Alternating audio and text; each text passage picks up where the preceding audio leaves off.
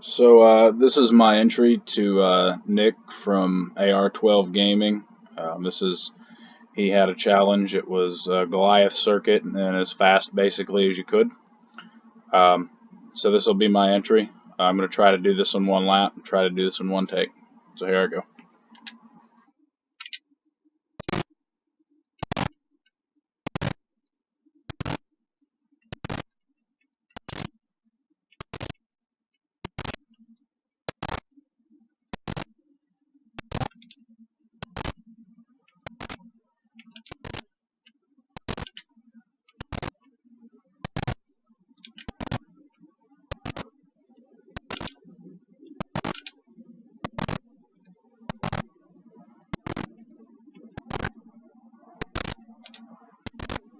As you can see, the car at these speeds is very unstable.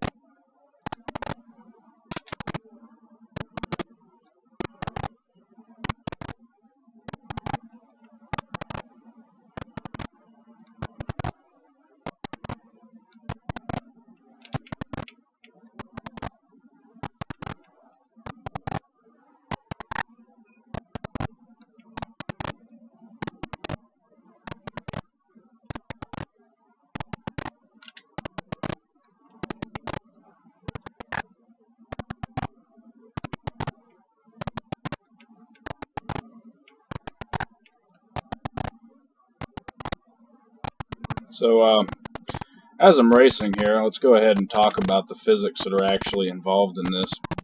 This car has approximately 5,146 horsepower. Realistically, for the engine alone to have that kind of power and be able to maintain this speed without running out of fuel, we'd have to use something like a hybrid engine with probably some kind of a rocket fuel, so it'd have to be highly pressurized, like kerosene or something like that. Probably not kerosene, but something along those lines.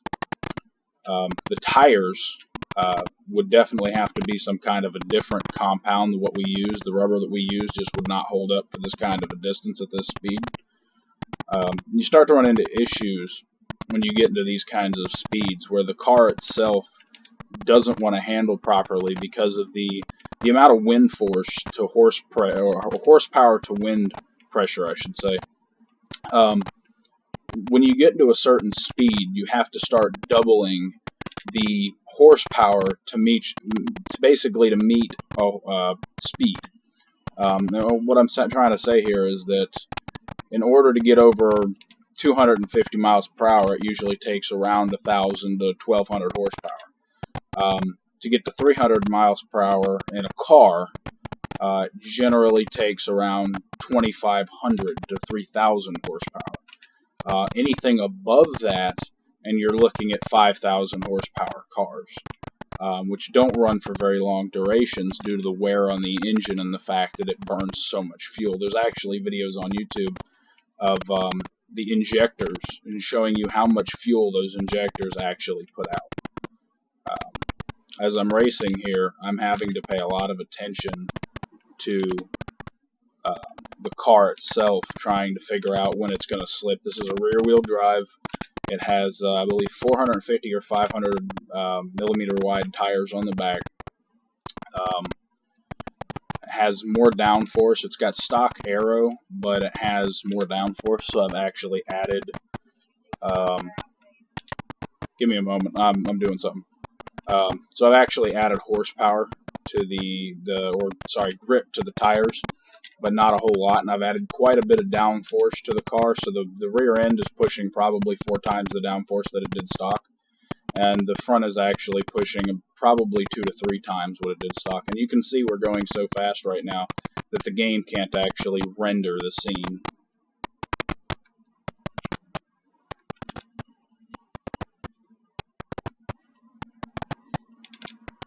Now, I can actually drive this car faster. I could probably do a quicker lap time than what I'm doing right now. But at a certain speed, going around these turns, the car becomes unpredictable.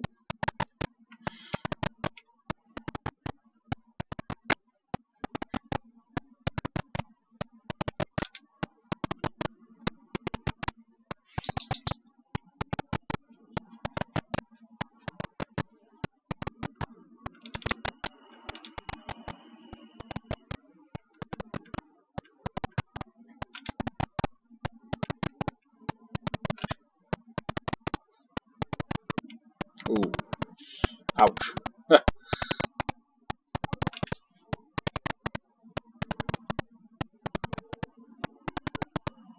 was hoping to do this in a clean lap, but, well, that's not going to happen.